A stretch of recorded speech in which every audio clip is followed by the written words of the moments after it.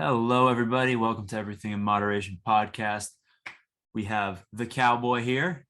We have Anthony the Dream Miragliotta, and we have Oh, Maria uh, with the mysterious Maria. with the mysterious Maria. Yes, She's non-existent right now for those she's who watch. she's here. She's here. Um, we have a very interesting episode today, guys. We're talking about the New Jersey governor election. I think we're going to touch on the Virginia one as well. So, Yeah. um, Anthony's passionate about this, so we'll give him the floor for a moment. Thanks, Christian. Yeah, so for those that don't know, political campaigns and this type of stuff is right up my alley since I do work on campaigns. I do work I've been doing this kind of stuff for a while now, and I absolutely enjoy it. So there are two gubernatorial elections this year in the entire country. One's New Jersey between incumbent Democrat Governor Phil Murphy and Republican challenger Jack Ciattarelli, and Virginia is between um, former Democrat Governor Terry McAuliffe and Republican challenger Glenn Youngkin. Both of these races are in dead heats. Each man has a chance to win. But what we're really going to discuss today is like how this can affect next year's midterms and how like if certain candidates lose, like if the Republicans win, what could the Democrats do better, and if Democrats win these elections, what could the Republicans do better in the long run? So that's kind of like what we're going to be discussing today. But let's start off with New Jersey since that is our home state. Jack Ciattarelli is the Republican challenger, like I mentioned before. This is not his first time go around for governor. He ran for governor in 2017. He's also a former Somerset County freeholder. Oh wait, no, I can't say that. It's commissioner now because for some reason they changed the name for slavery reasons. So it says the freeholder term has something to do with slavery, which is totally not true. And he's also a former assemblyman from Legislative District 16. On the other hand, Phil Murphy um, is not from New Jersey. He's born in Needham, Massachusetts, moved to New Jersey in 1999. He is the former Democratic National Committee finance chair and also served as the United States ambassador to Germany under Obama. So this race, as I mentioned before, is a dead heat. Both Jack and Phil have a chance to win this, and both candidates have fundraised a lot of money just on NJ.com. I believe reported this. They said that combined, Murphy and Jack raised $46 million combined. That's a lot of money. So, and now I'd like to hear from what Christian, Patrick, and what Marie have to think about this. What do you think about the upcoming election, boys? Well, and girl. So Bill? we have an interesting one on our hands. It looked like in the beginning there, you actually taught me something new today, and I didn't even really realize that Jack Chiarelli ran in 2017. So that kind of goes to show that maybe this is a better, um, maybe that was like a good trial run. Like got to figure it out a little bit, get his name out there, and then now like I feel you actually hear his name, his advertisements on TV. You see them a lot, especially now. We're getting close to the wire here, so um, yeah, it's interesting. I mean, I think poll numbers came out today, said Phil Murphy was 50%. Chitterelli was 42%, which is pretty close. I think Jack gained like 6% over the past week, which is impressive.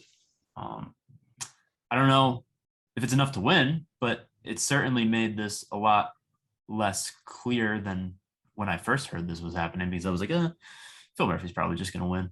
But he's making a fight out of it. So it's interesting. We like that. If you look at, I believe these are correct. It's on the New York Times. Phil Murphy, when he won, I believe the last election, he had like 1.1 million votes. Versus, was it Kim Guadagno? She had 883,000 votes. So he has like almost 56% of the votes there. So if you compare that to right now, like that 5% drop, I believe so. I'm curious to see if that's a reflection on competence and how people feel about him, or a reverse and just more people going out on the Republican side, or it's one or the other. So it's a good comparison to look at to see that he's actually doing much worse now. So is that due to COVID? Is that due to other reasons? What is the situation? I think that's something that we can discuss. Well, you also have to look into like the hot button issues of these campaigns. Like two of them I can name right off the bat are COVID, and that's going to be universal everywhere, and critical race theory. And critical race theory, as like we did a debate on a couple months ago, the one I did with Danny, a lot of parents do not like critical race theory. They don't want it in schools. They do not. They don't approve it. They don't. They think it's just a political opportunity for teachers and just indoctrinating their kids. And Jack runs this platform saying that some things are not meant to be taught in school. Some things are just meant to be taught at the kitchen table with your parents. And down in Virginia, Terry McAuliffe, he mentioned that parents do not have a say in a student's education, which I think is really effed up. Like parents are sending their kids to school to learn, not to be indoctrinated by a political ideology. And kids should go to school, not learning any political ideology. They should just go to school just to learn the facts. I think we can all agree on that. Yeah, I mean, I just wrote in the chat here. Sometimes we go into our side conversations in the chat just to kind of get some thoughts going. But I've noticed lately that there's a lot of people who've been taking their children out of school, or even starting their children in homeschool. And I think that's the best way that a parent could have a effect on their child's education. Obviously, you don't want it to be like, you should be able to send them to a public institution or whatever, and you should expect them to be adequately schooled. But there's debates on whether it's effective or not. I think, just from my personal experiences, I know, Anthony, you mentioned more of like the ideology that's being taught. I'm kind of taking it from the angle where it's just the practicality of what's being taught. Like, we don't learn in high school, elementary school, and I mean even college, we have to seek it out. But like, how to invest in the stock market, how to write a check, like just very, very venial stuff like that. And that's where homeschooling is actually interesting, because you can tailor it while still giving the actual like curriculum to your children. So it's like a way to personalize it too. And it's easier to work with one person, that's your child, than working with 20 of other people's children, because one of the other things that teachers have to deal with, which is very hard, is they have to deal with parents disapproving of the stuff that they are teaching. Some of that's warranted. Other times it's just kind of, just people will never be happy. But that's kind of where I'm at the issue. It's cool to see that the shift in homeschooling is kind of occurring. I don't know if it's ever going to be widespread, but I mean, I doubt it will be. But it's cool to see that there's more happening now.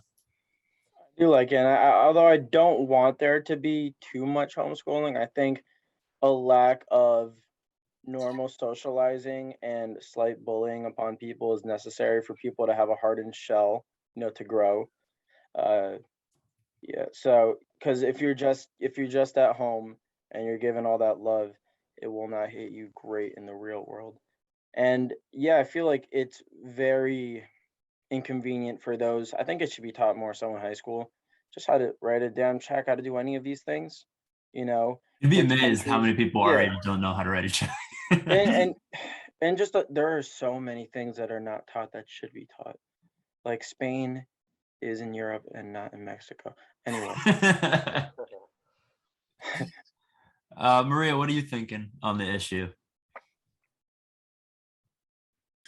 Yeah, so I just want to go back to the question and kind of give my 2 cents about what I think the race could look like. But I think it's going to be closer than people can imagine. At least around the district that I'm working for, I see a lot of support for Jack Ciattarelli, but you still have your Democrats who are coming out to vote blue, all the way ticket down the line. So I think that this election is going to be really close. I think that, Jack has a chance, for sure.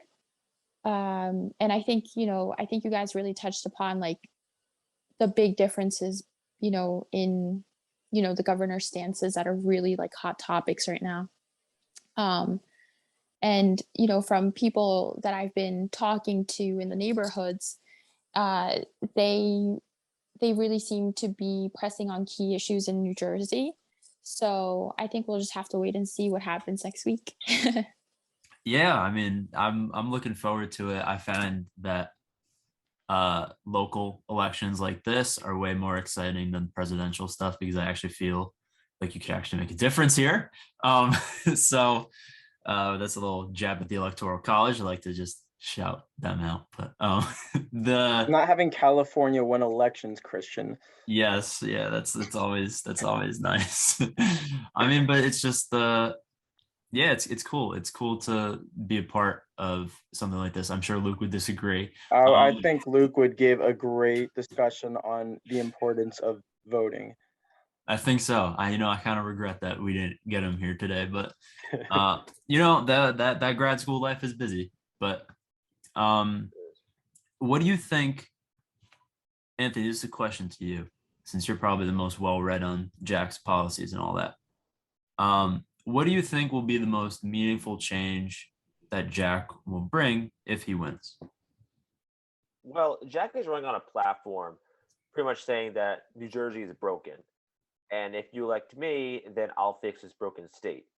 And it's true, New Jersey, has a lot of issues, a lot of holes that needs to be filled, a lot of fires we put out. And as you can see, a lot of Jack's key platforms is that he wants to lower taxes with the new school funding formula. He wants to get rid of the political indoctrination in schools. He wants to lower property taxes. Considering that also that his opponent said that if taxes are your only issue here, then we're not your state. And if Phil Murphy thinks that that's trying to keep voters in New Jersey here, that's only going to drive people out because a lot people residents of New Jersey know all across the board that high taxes are an issue, and and that's just something I've been hearing for since I was a little kid that high taxes are a problem in New Jersey. New Jersey is one of the most overtaxed states in the country, so many residents of New Jersey want to see lower taxes. Like when taxes go up, that's just going to lead more people out of here. And like another thing too, with what Jack has said, is that he's very pro small business. Currently, New Jersey has a governor, Bill Murphy, who killed 1/3 of small businesses during the COVID pandemic. And small businesses are the backbone of New Jersey. A lot of small businesses, who want to start businesses in New Jersey, and they want to be close to their families. They don't want, what Jack does not want is that he doesn't want families like moving down to Florida, and then their part of their families in New Jersey, and then all they can see is like talk about what we're doing right now, like on a Zoom call for Thanksgiving, because they can't make it home for Thanksgiving or Christmas or for Easter or other holidays. Can I add to that? I think people who haven't lived in or like experienced enough of other states in the country outside of New Jersey, I don't think they realize the lack of these small businesses versus big chains or corporations compared to New Jersey. New Jersey has so many small businesses. Even the damn diners, there are over 500 in the state, and I don't even think you could find half of that in Texas. Like, it's insane. And the amount of pizza places you can find is incredible, and the amount of great bagel places. So we actually, in all serious, we need Anthony's absolutely correct in terms of New Jersey being really supported by such businesses, these small businesses. It adds character to towns, it adds character to the state, and it definitely brings in certain revenue that we need.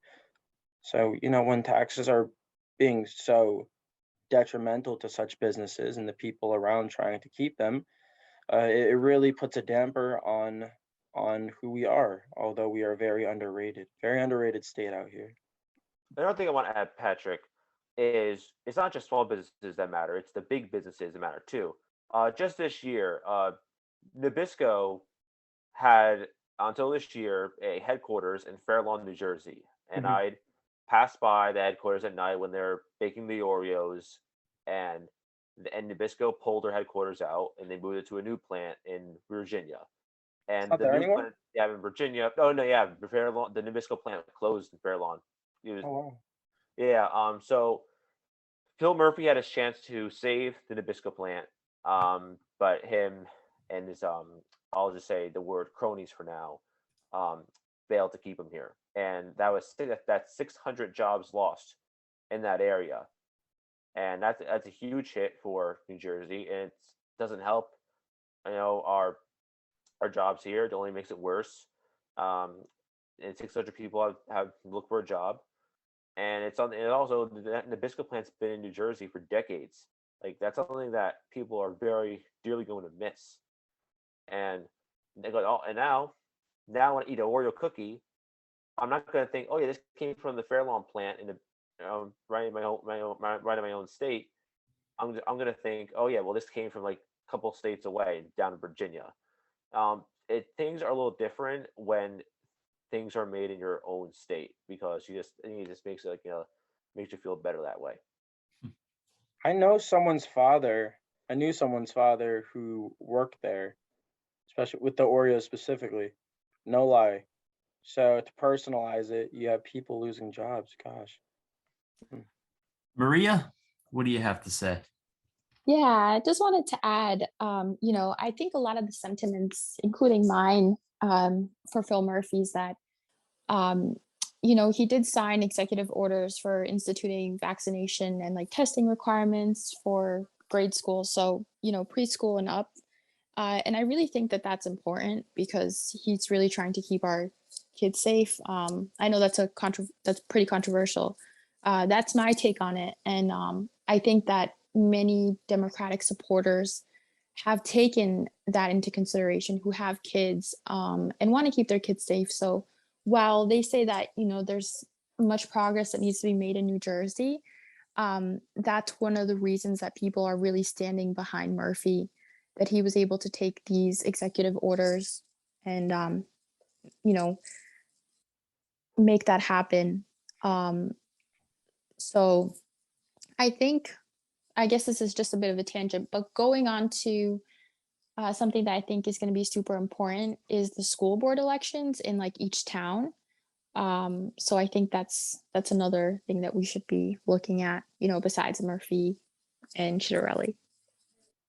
So, in your opinion, what do you think will be the most meaningful change that Phil Murphy will bring if he's reelected, Maria?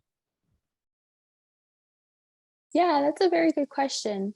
Um, I think that Murphy would have to focus on, the taxes because, as you guys have mentioned, that is really, really has to be one of three top issues that everybody in New Jersey is concerned about.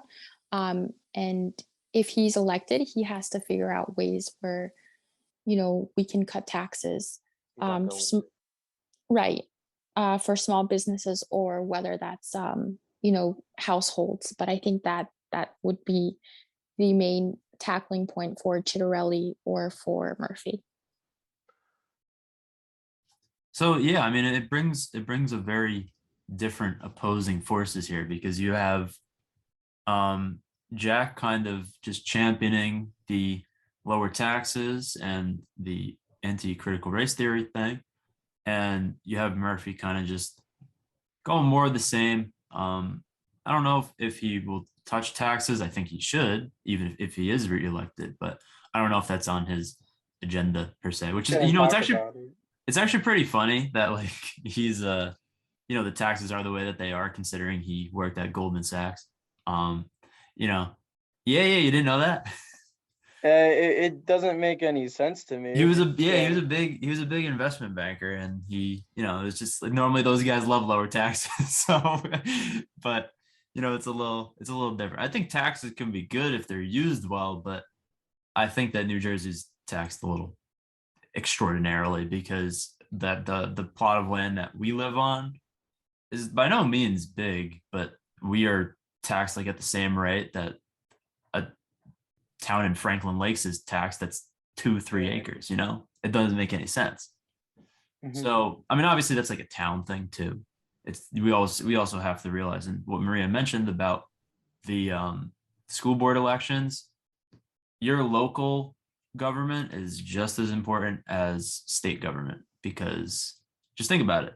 You'll see more changes at the local level more so than like looking at it at the federal level. So like when people get all up in arms about like presidents and stuff, I'm like, but in reality, not a lot's going to change. Like if whoever's in office, you're going to see the same thing, bar a couple of drastic stuff. Like I'm sure you're guaranteed at least one or two. Afghanistan. Yes, that could be one. And then the governor elections, even less so, I guess. And then the local elections, you got whatever, and you can see what's transpiring in your own town, and that's the way to kind of make a difference if you want, because you know, if you vote on a bigger level, you have less of an impact. But if you vote on a local level, there's your impact. Or if you even want to run at a local level, you know, that's kind of what the state of our political system is at this present moment. Also, another thing to keep in mind too, that whoever wins the gubernatorialship in New Jersey, whether it's Bill or Jack, they're going to be the most powerful governor in the country, because that's just the way the Constitution is modeled. I'd say if I said this in the beginning of the year, that if we're still like in a, because Murphy still has his emergency powers from the pandemic, and if kids are still wearing masks at schools, he's going to be out. There's no way he could win. That's my prediction. I also, again, I think that if he institutes vaccines for kindergartners through any like kindergarten schools, like any public schools, he's out. I know parents don't want that stuff. They want to decide what's best for their kid. They don't want the schools deciding what's best for them, or teachers unions. So, Look, Anthony, I have a quick question for you. What do you think if Phil gets reelected? Do you think he will incorporate those things? Because right now, I don't think that there's any risk of him incorporating those things. But if he's reelected, it can open that, because right now he doesn't want to piss anyone off, because that's something that people kind of mention, because remember when they closed the gyms, that was a big thing that pissed a lot of people off, so it's kind of his job over the past like couple months is just keeping a low profile, because if he keeps a low profile, the average New Jersey voter will probably just vote for him, because I think that that's also a thing that you need to mention too, is they polled all the people. And polls can be correct or incorrect based on they're just kind of a guideline to see where it's at, but we would be naive to not think about how many people, when it comes to election day, are just going to put Phil Murphy because they remember his name from last time, and they know absolutely him. Also, problem was that in 2017, no one knew who Phil Murphy was, or Kim Guadagno, as a matter of fact. But they had no name recognition. Now Phil Murphy has name recognition. Yes. And like you mentioned before, I want to answer your question about the whole vaccine stuff and wearing masks. The reason why he's not doing anything about it right now, because it's just a political move. Because he knows that if he institutes it, people will get really, really pissed off. Look, parents got pissed off this summer when he said that kids have to wear masks in public schools. And that pissed off a lot of parents. Look, there's a reason why that so many parents are speaking on behalf of their kids at school board meetings. They don't like CRT. They don't like their kids wearing masks in the schools. Like in my opinion, I just can't believe anyone who would, this is just me personally saying this, like would vote for Murphy for a second term, because he's done so much damage to the state. And if he does get reelected, New Jersey will most likely never be the same again. Anthony, it's because they don't know anything.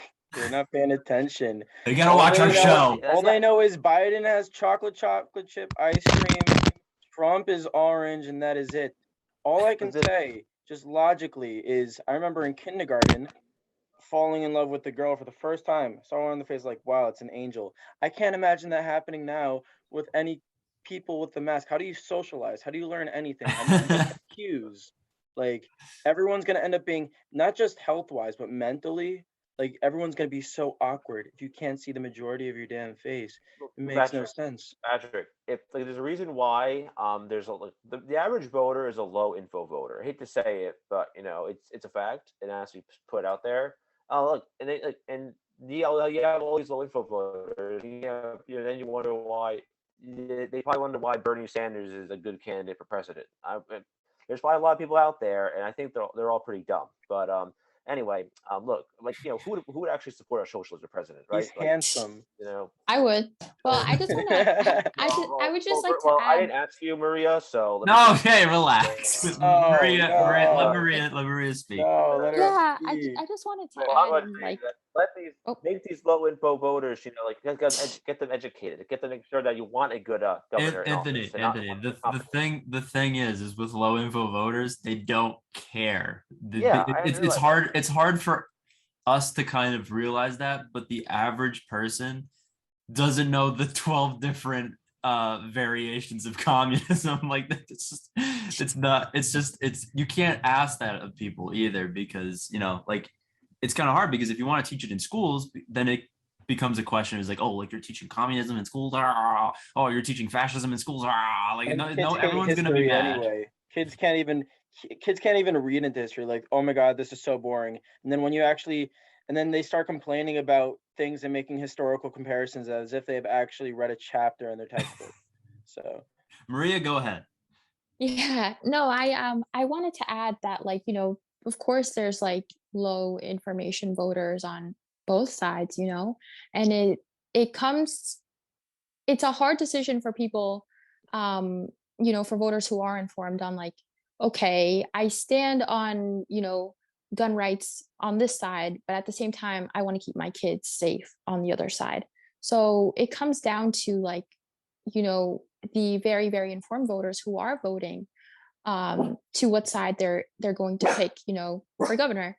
I met somebody in Oakland today who, has their guns, and doesn't want to go through, more regulations than already exist. But at the same time, asked me what, Murphy's stance is on masks in school. And while he agrees, he's like, yeah, I want my personal freedom, that nobody can take that away from me. When it comes to masking, it's like, are you putting other people in danger? That's the difference. So it's kind of like, could be almost an oxymoron on, you know, or a dilemma that you're put into, like, on both sides. It's like, okay, personal freedom, but then is your personal freedom going to affect others? Now, where does that leave you? So I think it's science questions. shows that the mask doesn't work though. As Ben Franklin said, those who would give up safety for more freedom don't deserve neither. Right. Yeah. And also, the just- masks are shown yeah. not to work that well. It doesn't prevent you from getting it. It prevents Yeah. others from getting it technically. And it's a little bit confusing. It goes beyond. Yeah. And I hate how it's politicized, because Yeah. because goddamn, no president knows science. Like there's no scientists. Mhm. They read off of what is shown. Trump followed Fauci, then afterward Biden followed Fauci. And all I Mhm. got to say is they've gone back and forth saying masks were not effective. Then they go and say the Mhm. vaccine, once the vaccine happens, Trump says, once the vaccine happens, Mhm. everything will be fine. Just wait for it. And look, now we have the vaccine with Biden, and Biden's like, we take off the mask. Then the next week he's like, no, you have to put the mask back on. Like, Yeah. at this I think- point, it's I- just yeah. it's dumb. I just think it's yeah. like, I don't think anybody could have thought of the Delta variant, coming here. So this is all new to us. And I think that's why it's better to proceed with caution than say, you know what, don't take my personal freedom away. We've heard a lot. Well, I did the research on Delta variant all summer.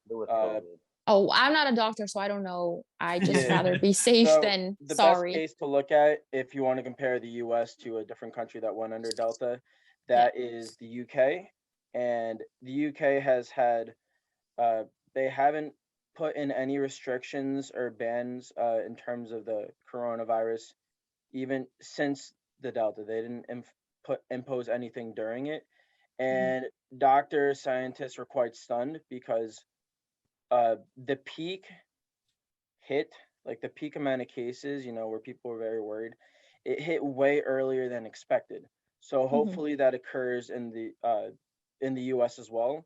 And if you want to compare different kinds of states with large populations, do Florida and California, both with very different policy in terms of mandates. California very mandated, Florida very not mandated, and their cases are quite similar in terms of deaths. And that includes Florida with a huge elderly population. So if we want to say if mandates work or do not work, just do the comparisons. All I know is that Fauci says masks don't work, and he low-key keeps saying it. And I'm vaccinated. Be vaccinated, don't be vaccinated. If this is a topic for the governors to talk about, might be just take it from me. Just take it from me in my hat. Yeah, the man with the cowboy hat on, But But Coach Patrick says to get vaccinated, you don't have to get vaccinated. It's your choice. I never said to get vaccinated. I just said I'm vaccinated. And if you think you can get Anthony, are you vaccinated? I'm not saying that. It's none of your business. Okay. I'd still hug you if you're not. I hug Patrick every day. Yeah, I give him a nice warm embrace. Yeah, I mean, a special shout out to Anthony Fauci doing some very interesting work out there with beagles, I hear. How is he still here? I don't know. Don't we have more doctors? Like, what was that, Anthony? Why is he still relevant? That's true. The worst decision Trump made was putting Fauci at the front stage. Yeah, we're getting off topic a little bit, so I want to go back to the governor stuff. So we have 4 minutes. We've gone very off topic. Final point. Let's sum it up, baby. Do it. All right. Okay, let's do this. Look, there's an election coming up. You live in New Jersey or Virginia, and you want to stay in your state. Look, I'm trying not to endorse candidates on the show, but I will this time. I'd say if you want to save New Jersey, vote for Jack Ciattarelli. If you want to save Virginia, vote for Glenn Youngkin. I have met Jack on numerous occasions. Unfortunately, I never met Glenn Youngkin. Love to meet him one day, but do what's best for you. Do look at the issues. See which candidate aligns with yourself. I mean, me personally, like I said, but if you want to save your state, vote for Jack. Vote for Glenn.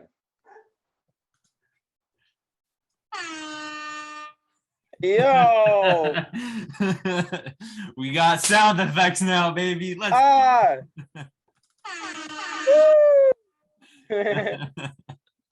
have no idea where that's coming from, actually. What was that? Where is that coming from? I have instantrapairhorn.com. That's what I Googled. I Googled rap air horn. Let's go. All right. I think that's it from us at Everything Moderation Podcast. Yeah, go out and vote on November 7th, right? November 2nd. Second. Early voting is started October 23rd and ends October 31st. Excellent. All right. So be kind to your neighbors, please. Yes, be kind to your neighbors. The most important thing that we can tell you is just do your own research. Find the candidate that resonates with you the most in terms of issues. That's really what it comes down to at the end of the day. Most people vote on that kind of angle, just vote for what will benefit you and what you think is right. That is the individualism of America. So that's all we have. And maybe by the time we'll definitely have another episode on this once we actually find out what the results are. And I don't really know when the results will be released, but hopefully there's no hijinks and we don't have to go with a whole couple weeks without knowing who's in office, because that stinks. Hopefully the election's not rigged this time. That's I already think Russia's rigged it. I think we should do a follow-up episode after the election on on who won and if the party who lost, whoever that is, then we can say, okay, well, what can they do to improve for next time? Definitely. All right. That's all, everybody. Have a good one. Yeah. Good night. Good See morning. you guys.